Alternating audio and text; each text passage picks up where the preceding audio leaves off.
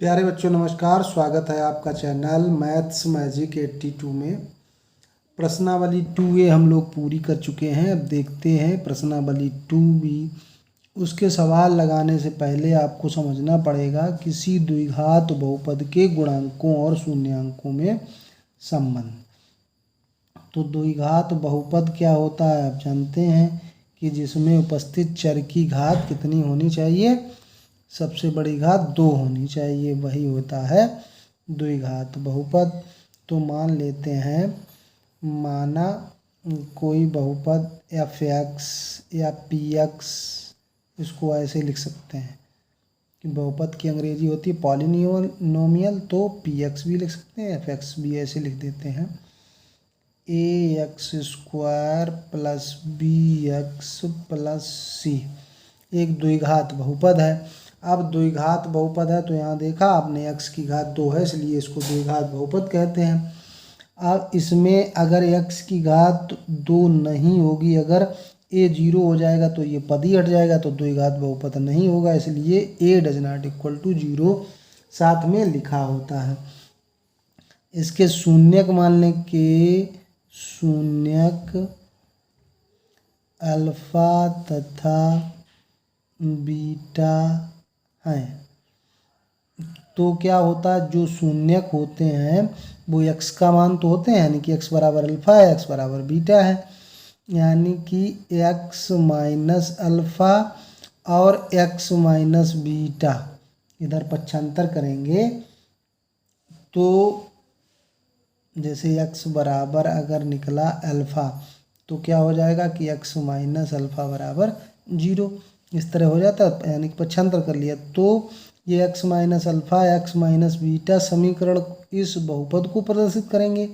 और मान लेते हैं कोई संख्या अगर आ जाती है तो अचर पद, ये किसके बराबर होगा, ax² plus bx plus c के बराबर होगा। अगर गुणा कर लें इनका इधर तो x का गुणा हो जाएगा x² माइनस अल्फ़ा x और बीटा x दोनों माइनस के होंगे, तो अल्फ़ा प्लस बीटा माइनस चिन्ह कामन ले लो और x कामन ले लो।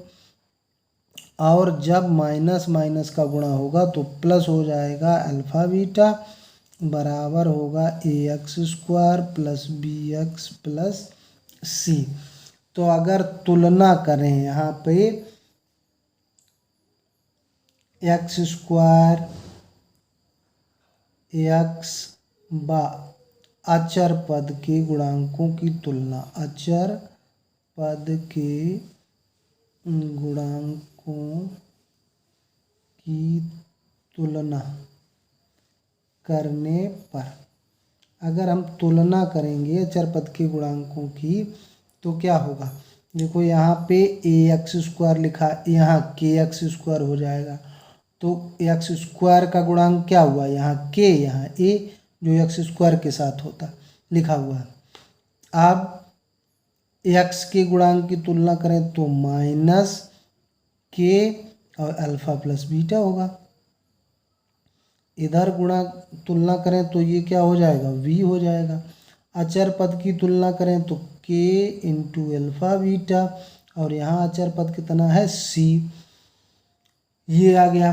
तो अगर हम अल्फ़ा प्लस बीटा का मान आपसे पूछें यहाँ से, तो आप क्या बताएंगे कि ये इसके नीचे चला जाएगा, यानी कि माइनस b/k हो जाएगा।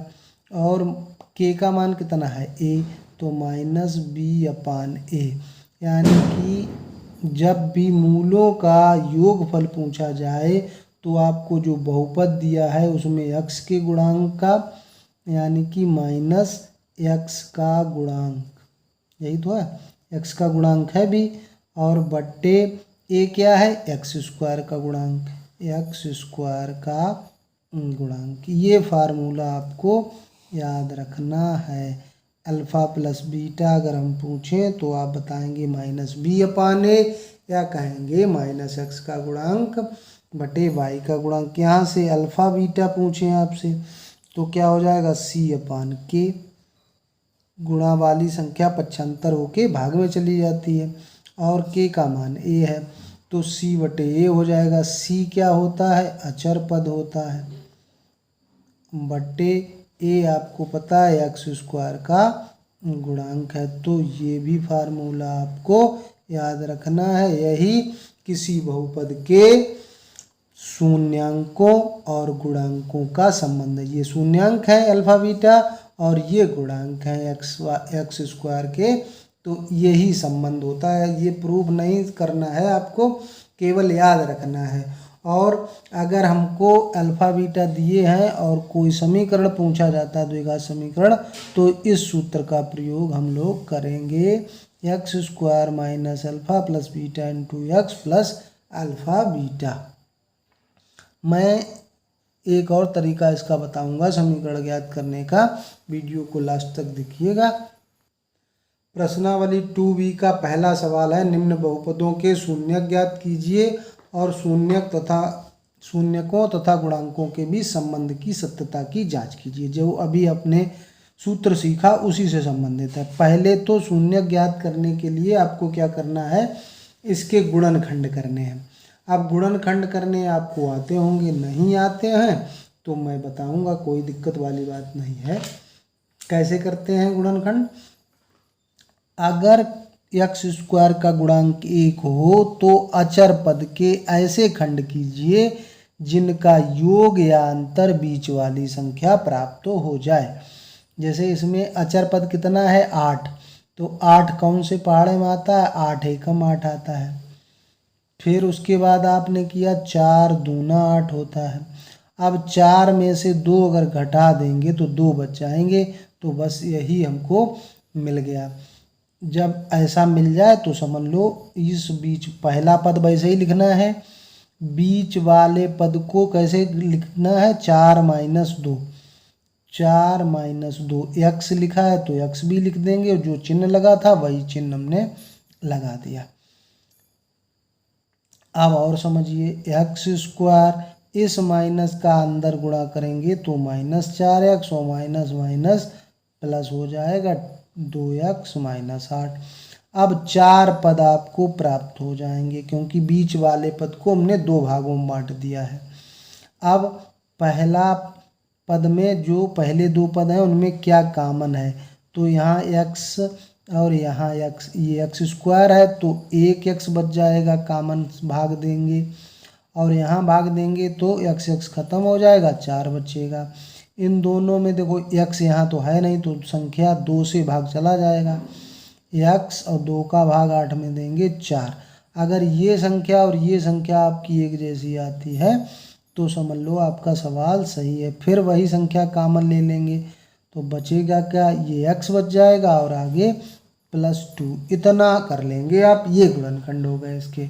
उसके बाद आपको क्या करना है, शून्यांक ज्ञात करने हैं। तो लिख देना है शून्यांकों के लिए, शून्यांकों के लिए क्या होगा, ये चीज़ 0 होगी यानी कि शून्य बनाए इसको, यानी कि x माइनस 4 और x प्लस 2 बराबर 0। तो एक एक गुणनखंड को पहले 0 करेंगे तो x माइनस 4 बराबर 0, तो x बराबर कितना हो जाएगा, माइनस की संख्या इधर आएगी तो प्लस की हो जाएगी।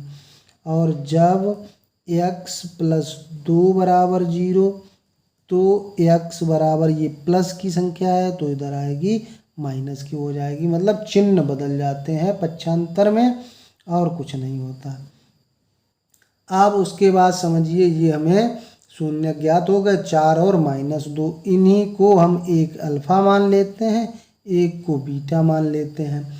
अब आपको जांच करनी है सत्यता की, तो क्या करेंगे, तो आपको क्या करना है, वही सूत्र लगाना है। कौन सा, अल्फ़ा प्लस बीटा, यानी कि इनको जोड़ के देखिए, अल्फ़ा है 4 और प्लस बीटा है -2। अब प्लस माइनस होता है, -4 से 2 गया तो 2 रहा। अब इसको क्या लिख सकते हैं, -x का गुणांक, ये सूत्र क्या था, अल्फ़ा प्लस बीटा बटे एक्स स्क्वायर का गुणांक, बटे एक्स स्क्वायर का गुणांक। अब देखिए x का गुणांक कितना है, -2, तो -x का गुणांक लिखा है तो +2 हो जाएगा, बटे एक्स स्क्वायर का गुणांक यहाँ कितना है 1। और 2 में 1 से भाग देंगे तो कितना रह जाएगा 2। तो बिल्कुल सही बात है कि नहीं है। और अल्फ़ा बीटा अगर ज्ञात करेंगे तो यानी कि अल्फ़ा का मान है 4 और बीटा का मान -2, प्लस माइनस की संख्या गुणा होगा तो कितना होगा -8। अब इसका सूत्र क्या बताया था, अचर पद बट्टे x² का गुणांक। अचर पद कितना है -8 है, सवाल में देखो दिखाई दे रहा -8, और x² का गुणांक 1 है तो -8 के बराबर आ गया।